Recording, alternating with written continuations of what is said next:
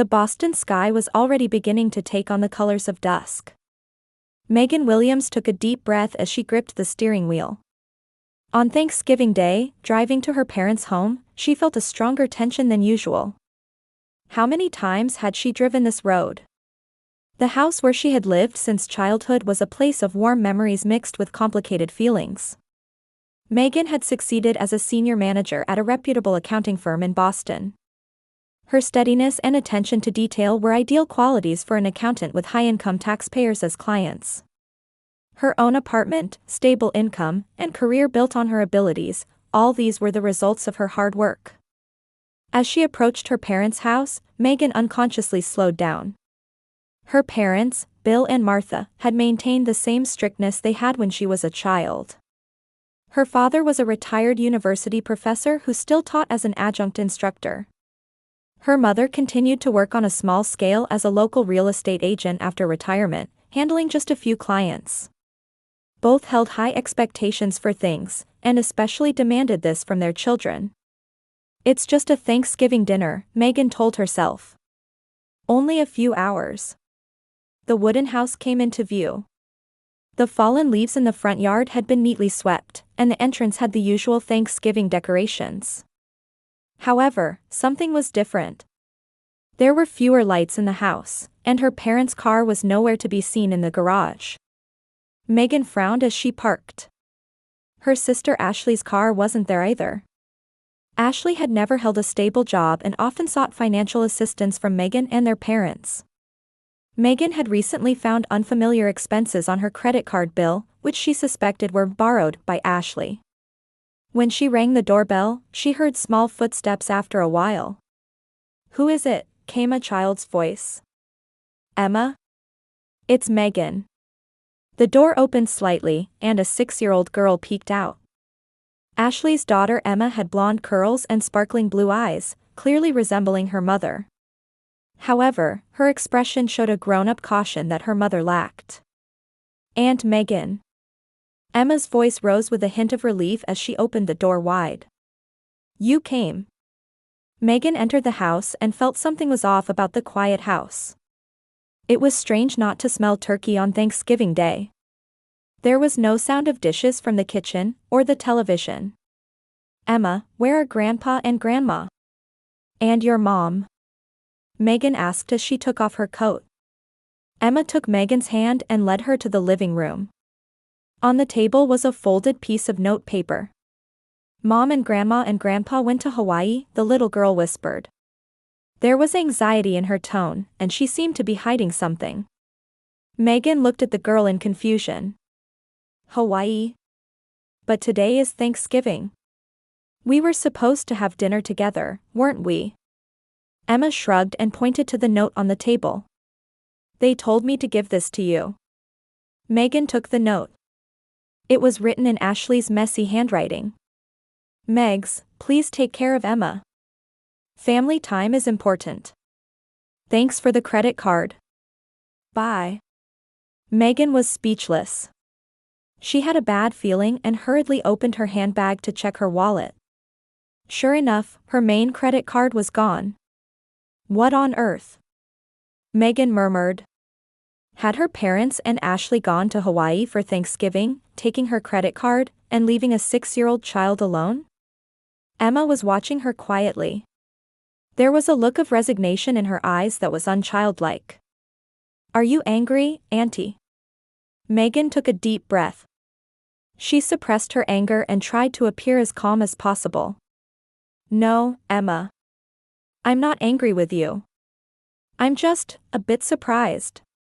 Mommy always says, Golden Goose sister will take care of it," Emma said innocently.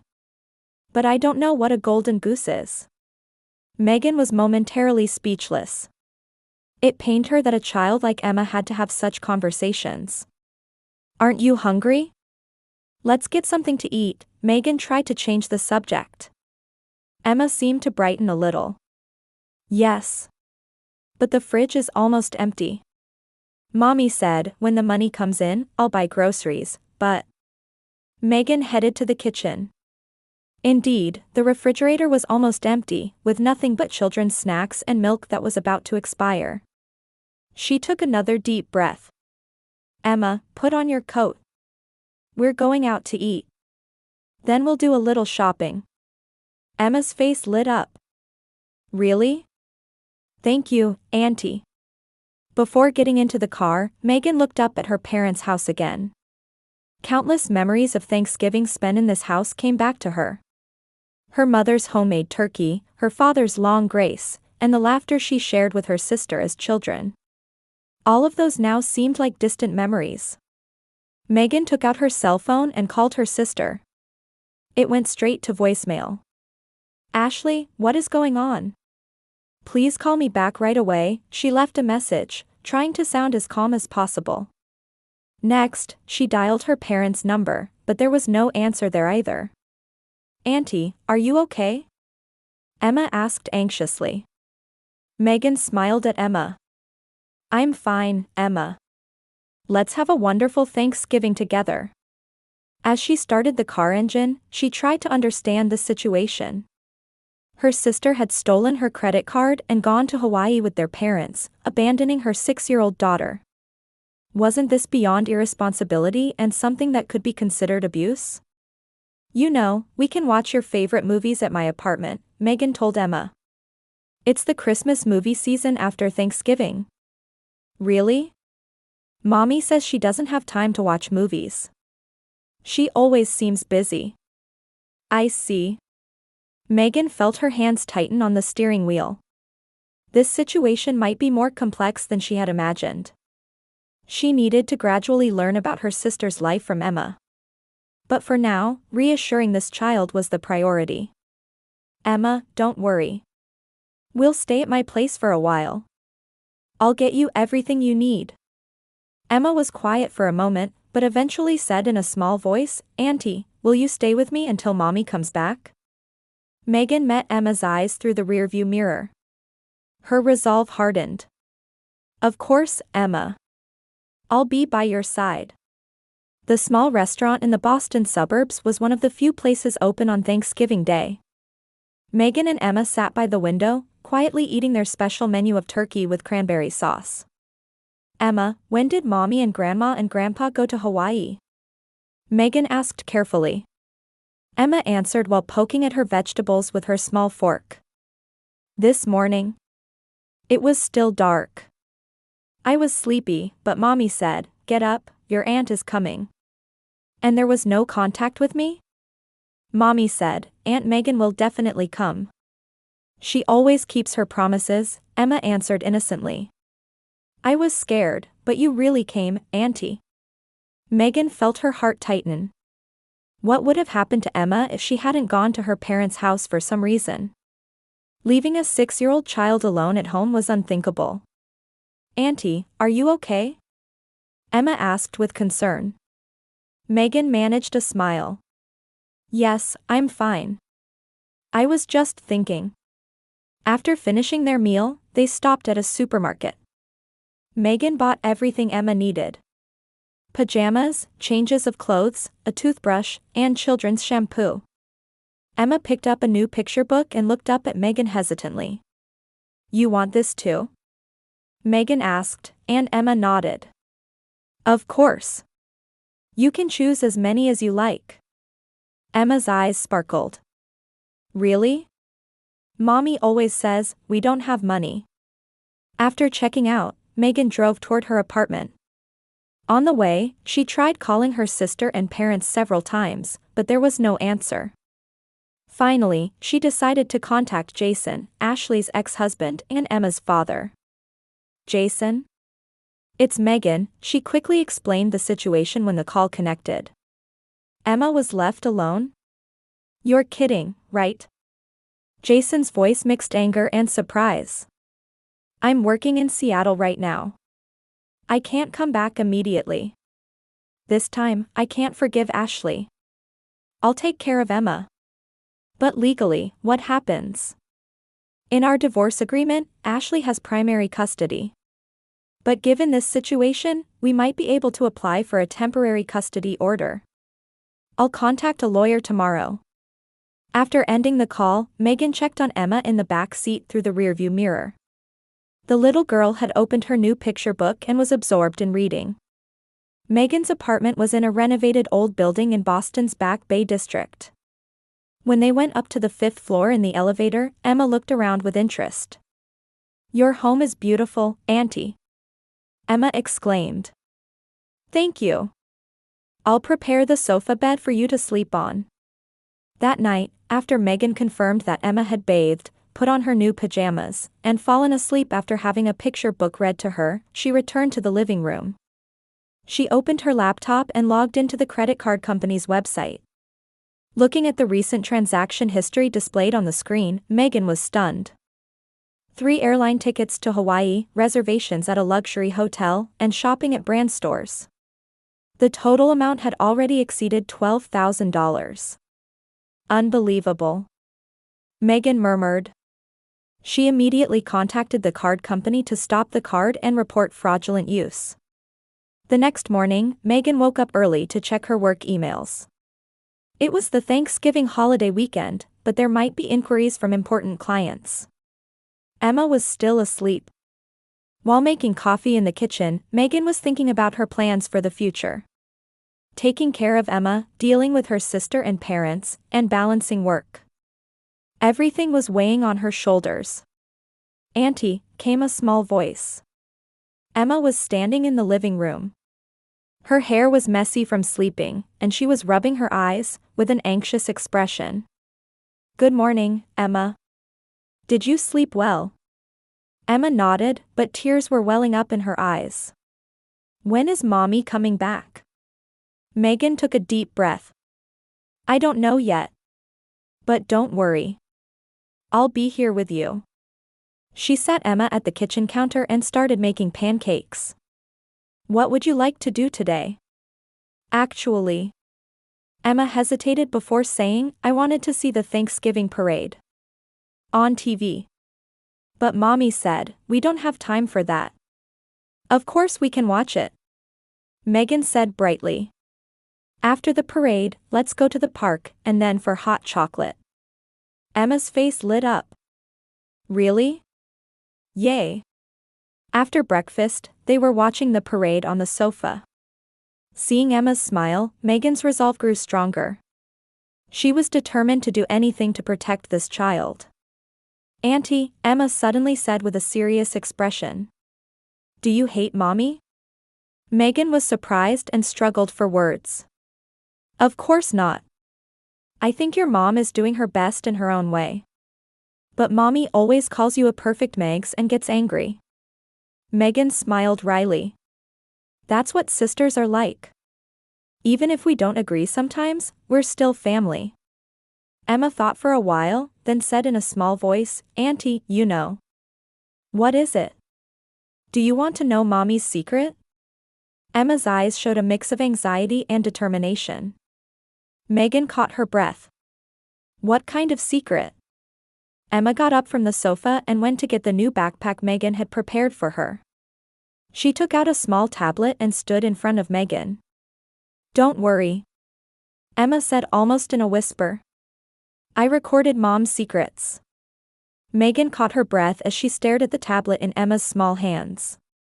What kind of secret recordings would a 6-year-old have?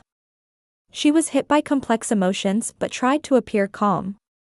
"Emma, why do you have something like this?" Emma shrank a little.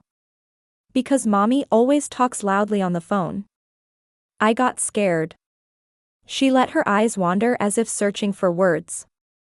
"I learned it at school. If something scary happens, keep evidence." Megan felt a pang in her heart.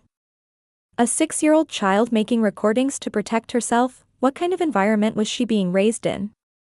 "It's okay, Emma. You haven't done anything wrong," Megan said gently. "Can you show me?" Emma tapped the tablet screen.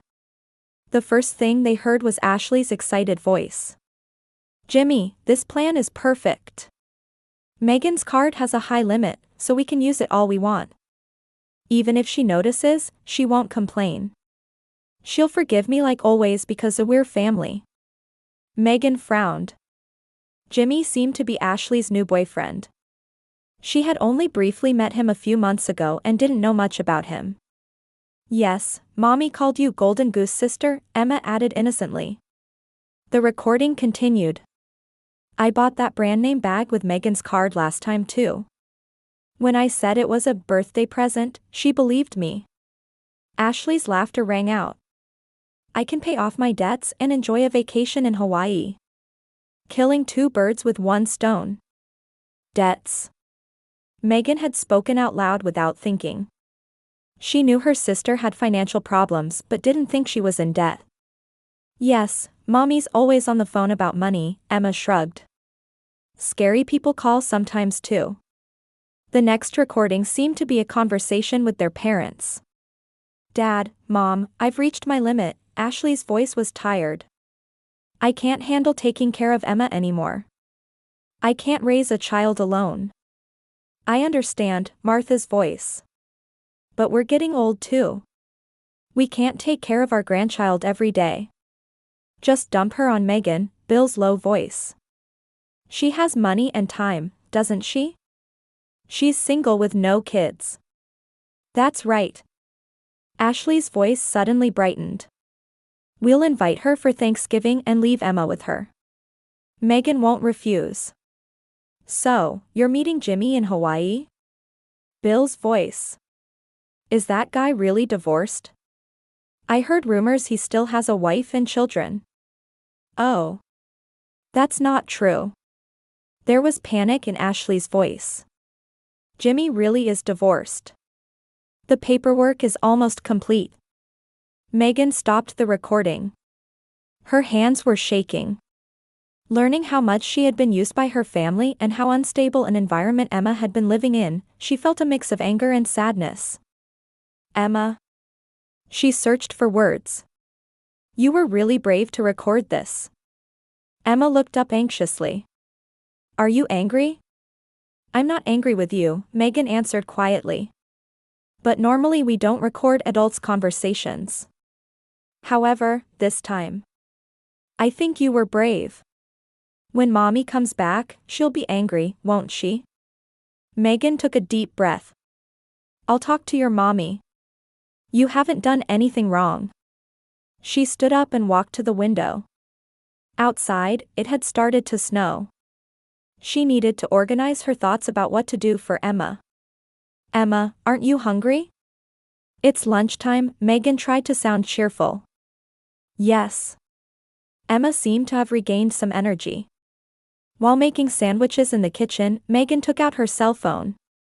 First, she contacted her lawyer friend, Sarah Green, who specialized in family law. Sarah, I need urgent advice, Megan briefly explained the situation. That's serious, Sarah's voice had the coolness of a professional. Child abandonment and financial exploitation. There's enough grounds for legal action. I'll prepare the documents today. Next, Megan considered whether to report this to the police. However, she hesitated when she thought of Emma. She didn't want to cause more confusion in the child's world. Auntie? Emma came into the kitchen. Did I do something bad? Megan knelt in front of Emma and placed her hands on the small shoulders. You haven't done anything bad. You're a wonderful child. Let's have a good time together now. Adults will solve adult problems. Emma seemed somewhat relieved. I want to stay with you, Auntie. Of course, Megan smiled. We'll be together for a while. That afternoon, Megan took Emma to the park. They played on equipment lightly covered with snow, drank hot chocolate, and laughed together. On the surface, it was a normal, fun time between an aunt and niece. However, in Megan's mind, plans were forming one after another. An email arrived from Sarah. The temporary custody order application documents were ready. Megan promised to go to the office tomorrow to sign them. Auntie, look. A snowman. Emma called happily. Megan smiled and hurried over. That's wonderful. Let's finish it together. As she rolled the snowballs, Megan was strengthening her resolve. She was determined to do whatever was necessary to protect Emma. Her anger at how her past kindness had been exploited had now transformed into a calm determination. On the way home, Emma squeezed Megan's hand tightly. "Auntie, when are Mom and the others coming back?" "Probably in a few days," Megan answered. "But don't worry. By then, everything will be different." Emma looked up curiously but said nothing more. They returned to the apartment and started preparing dinner. That night, after Emma had fallen asleep, Megan listened to the recordings again. And she researched the necessary procedures to preserve them as evidence. The next morning, Megan woke up early and began tidying the living room. Over the past few days, she had consulted with lawyers and the police, and had all the necessary legal procedures in place. Emma's temporary custody order had been accepted by the court yesterday, and the fraudulent use of the credit card had been reported. Megan maintained her composure while preparing for the confrontation ahead. When the doorbell rang, the clock was pointing exactly to 10 o'clock. Megan took a deep breath and went to the door. When she opened the door, there stood Ashley, Harold, and Martha, all looking tired. All three had tanned faces from Hawaii and wore disgruntled expressions. "So you finally came back," Megan said calmly. "Come in." "Where's Emma?" Ashley asked. Her voice showed more irritation than concern. "She's still sleeping." Megan led the three to the living room. "Sit down." Her parents looked around Megan's apartment with complex expressions. Harold frowned with dissatisfaction, and Martha seemed uneasy. "What's this about?" "Taking Emma away." Ashley began a preemptive attack. "What are you thinking?" Megan smiled coldly. "That's interesting. Not something that should be said by someone who left a 6-year-old child home alone and went on a luxury trip with my credit card." "What are you talking about?" The blood drained from Ashley's face. Enough with the lies," Megan said quietly. She picked up the tablet that was on the coffee table. "I know everything." "What?" Megan pressed the play button on the tablet. Ashley's voice echoed in the room. "Jimmy, this plan is perfect. Megan's card has a high limit, so we can use it all we want. Even if she notices, she won't complain. She'll forgive me like always because we're family." As the recording continued, the faces of the three froze. Ashley turned pale, Martha covered her mouth with her hand, and Harold's face reddened with anger. This is an illegal recording," Ashley shouted. "This can't be used as evidence." "Unfortunately, considering the dangerous situation Emma was placed in, this recording will hold up in court," Megan replied calmly. "I've confirmed this with a lawyer." "A lawyer?" Harold opened his mouth. "Megan, what have you done?" "I only did what was necessary, Dad," Megan said. 4 days ago, I found Emma abandoned and alone. It was a situation that required reporting to Child Protective Services. But we're family." Martha raised her voice in distress. "Bringing family problems to outsiders. Are we really family?" Megan asked quietly. "Isn't family supposed to cherish and protect each other? Abandoning Emma and stealing my card, is that what family does?" Ashley rose fiercely. "Emma is my daughter. What do you know? The hardships of a single mother. I understand that it's hard for you." Megan's voice softened a little. "But that's no excuse for putting Emma in a dangerous situation." "What danger? It was only supposed to be a few hours." "A few hours?" Megan raised an eyebrow. "You didn't even contact me for 4 days. And if you were planning to come back, why was the refrigerator empty?" A heavy silence fell over the room. "Megan, what would it take to make this go away?" Harold began negotiating like the businessman he was. "If you don't go to the police, let's just forget everything. I'll pay the card bill." Megan stared at her father. "It's too late. I've already reported to the police and contacted the card company. And most importantly," she took out an envelope with documents. I've obtained temporary custody of Emma. What? Ashley's scream echoed through the room. Be quiet, Megan said sternly. Don't wake Emma. You have no right. Tears welled up in Ashley's eyes. Emma is my child. The court has a different view, Megan said. I also submitted the threatening voicemails from your debt collectors as evidence. Endangering a child for debt and travel with an affair partner. Ashley collapsed into a seat and began to cry. That wasn't my intention. I just needed a little break. Megan, Martha said quietly. We admit we were wrong. But raising Emma will be hard for you too. You have your work and... I've already decided, Megan's voice was resolute. Emma needs a stable environment. I've applied for parental leave and plan to increase my work-from-home days. Megan. Mommy. A small voice came from the entrance to the room. Emma was standing there in her pajamas. Her eyes were wide open, sensing the tense atmosphere. Emma. Ashley stood up and tried to rush to her daughter. Emma took a step back and moved closer to Megan. Auntie. That momentary reaction changed the atmosphere in the room. Ashley stopped in her tracks and stared at her daughter in shock. See that? Harold shouted.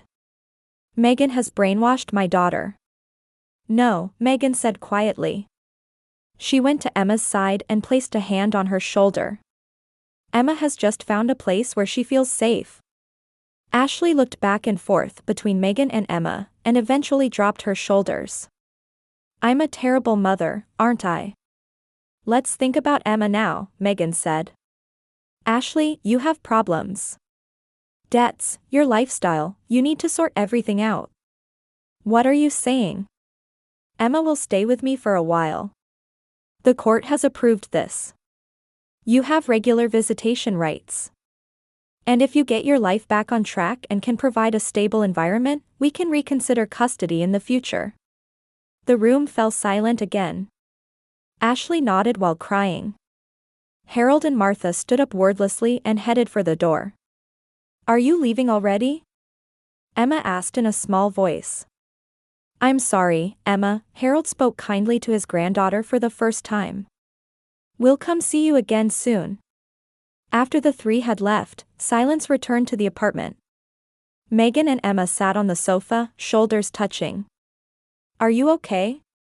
Megan asked. Emma nodded. Mommy was angry, wasn't she? Yes, but don't worry. Everything will be fine, Megan smiled. From now on, I'll protect you. Emma leaned against Megan, seeming truly relaxed for the first time.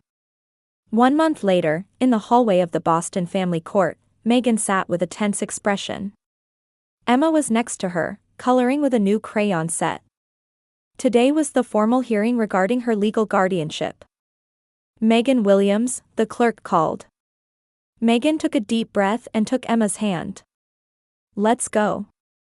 The hearing was shorter and more straightforward than she had expected. Ashley did not appear. Megan had heard that she was being sued by multiple creditors and had gone into hiding. Emma's father, Jason, testified by phone and agreed to Megan having custody.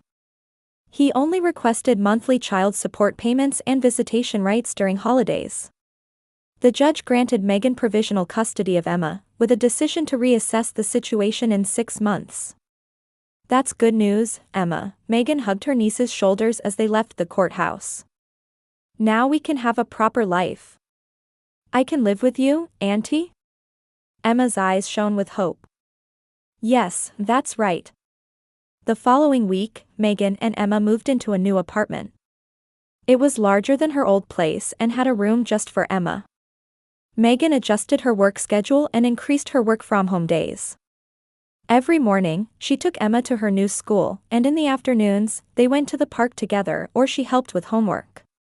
Gradually, Emma regained her smile. She made friends at her new school, and her night crying decreased. With the arrival of spring came an unexpected visitor. When Megan opened the door, there stood Ashley. She was thinner than before, and her face without makeup couldn't hide her fatigue, but there was determination in her eyes. "May I come in?" Ashley's voice was small. In the living room, Ashley, with trembling hands holding a coffee cup, talked about the events of the past few months. She couldn't escape from debt collectors, was abandoned by Jimmy, and had finally entered a rehabilitation facility for alcohol dependence. "I was the worst mother," Ashley cried. "Treating Emma that way, using your money, it's unforgivable." "If you realize that, it's not too late," Megan said quietly. "Mom and Dad are remorseful too," Ashley said. "Dad especially, he wants to repair his relationship with his granddaughter. That's something they should show." When Emma came home from school, she hesitated for a moment when she saw her mom, but eventually gave a small smile. Ashley couldn't even hug her daughter, only repeatedly saying, "I'm sorry." A year later on Thanksgiving Day, a small party was held at Megan's apartment. Emma was helping Megan prepare the turkey in the kitchen, and Bill and Martha sat quietly in the living room. They had brought gifts for their granddaughter. Ashley was there too. After completing rehabilitation, she had started working at a small flower shop and was trying to rebuild her life. Megan had formally gained custody of Emma, with Ashley granted regular visitation rights. The family relationships were gradually being repaired, and bonds in the true sense were being nurtured. "And Megan," Emma asked Megan after dinner, "family isn't just being together, but really caring for each other, right?" Megan smiled and gently stroked Emma's hair. "That's right, Emma. Family is bound by love and responsibility more than blood ties." That night, after Emma had fallen asleep, Megan went out to the balcony and looked up at the starry sky. A year ago on Thanksgiving Day, her life had changed in an unexpected direction. But now, she felt a heartfelt sense of gratitude. Sometimes life's greatest trials can bring the most beautiful gifts.